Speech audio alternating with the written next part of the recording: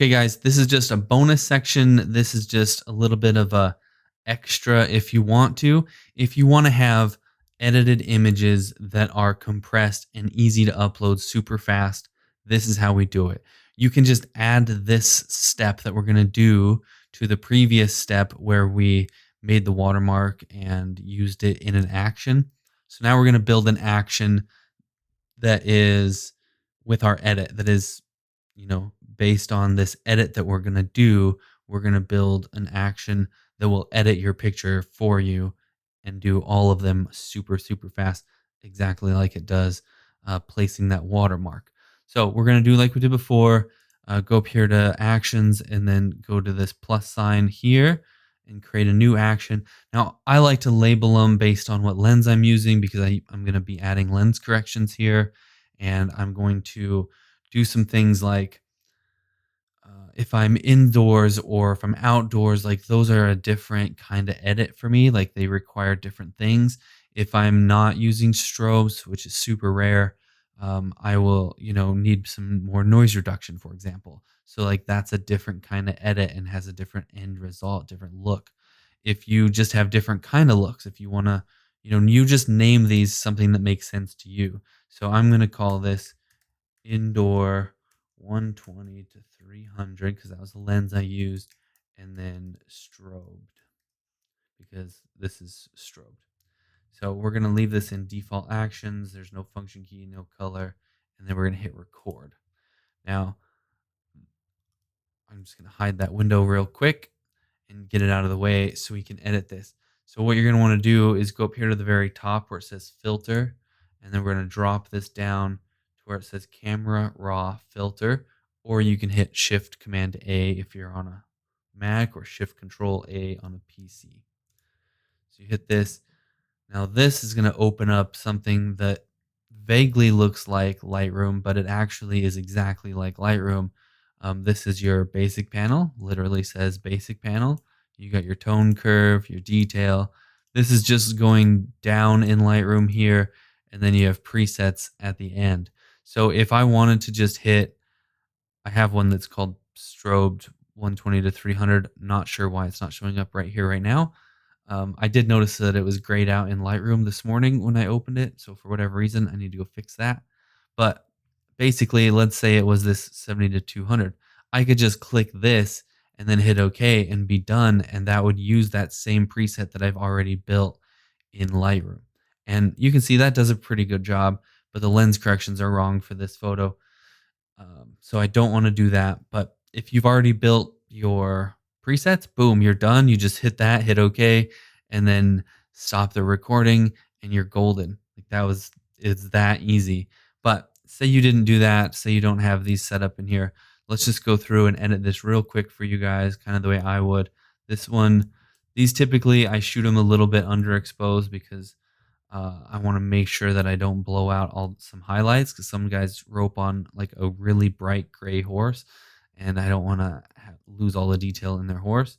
So, oops, I usually don't mess with contrast. If you do, just bump it up just a smidge.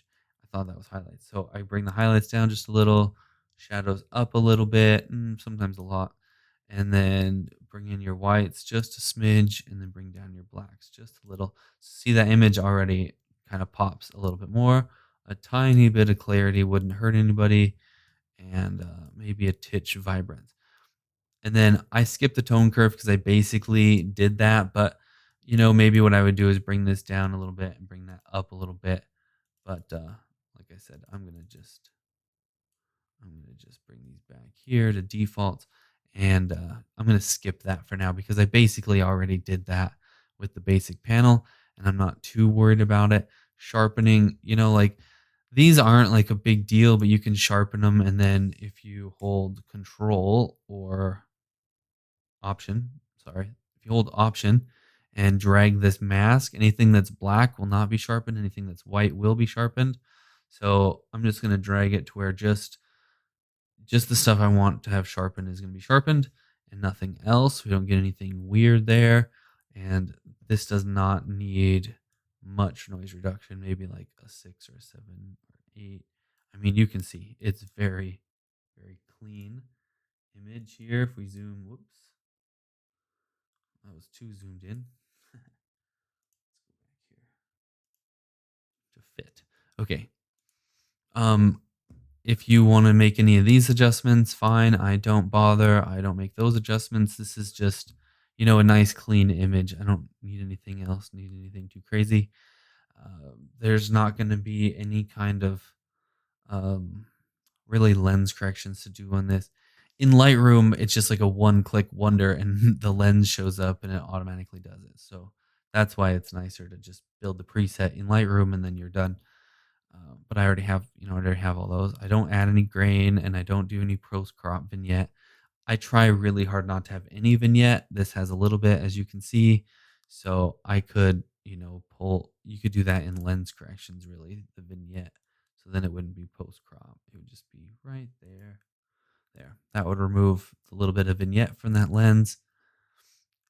And then we're done. So I don't mess with any of that either. And that's it. Just a simple, straightforward, clean edit. No big deal. It just, makes it look just a little tiny bit sharper and just a little bit nicer. So go down here to hit OK. Give it a sec. Boom. It's donezo. And it did the dang thing. And then all we have to do is go back here. And then we just stop the recording. Or this is where you could add the watermark, anything else you want. If you want to make sure your logo is always, in the top right corner or something, then you could add whatever you want after this. But I'm done for this sake, for this example. So I just hit stop and there I go. So it's this one right here called Indoor 120 to 300 strobed. And it does this camera raw filter adjustment that I've done. And it shows all the adjustments that I made here. Great. Looks great. And that's it. So now I can just hit play. And of course, this one was already edited, so it did it again. But there we go. I mean, just a simple little tweak there, and you can just do that in the workflow. And this would do every one of your images and edit them nicely like that. And it's just kind of like a general edit. I wouldn't go real crazy on it in case you have some. If every image is the same, great. Do whatever you want. If you have some variance in your image, I would just try to shoot it right down the middle and get it close, because you're not going to be selling these to the customer. This isn't a final edit. This is just to get you in the ballpark and get your images online super, super fast. So we're, going to be compressing these edited into a very small thing.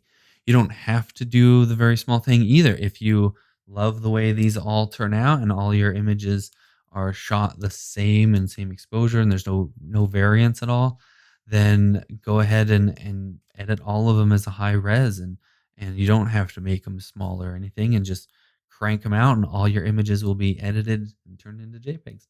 Piece of cake. That's it. Just a quick little bonus tip for you, and I hope you guys have a good one. Thanks so much for joining this course, and I hope you're getting some great value out of it. Talk to you later. Thanks.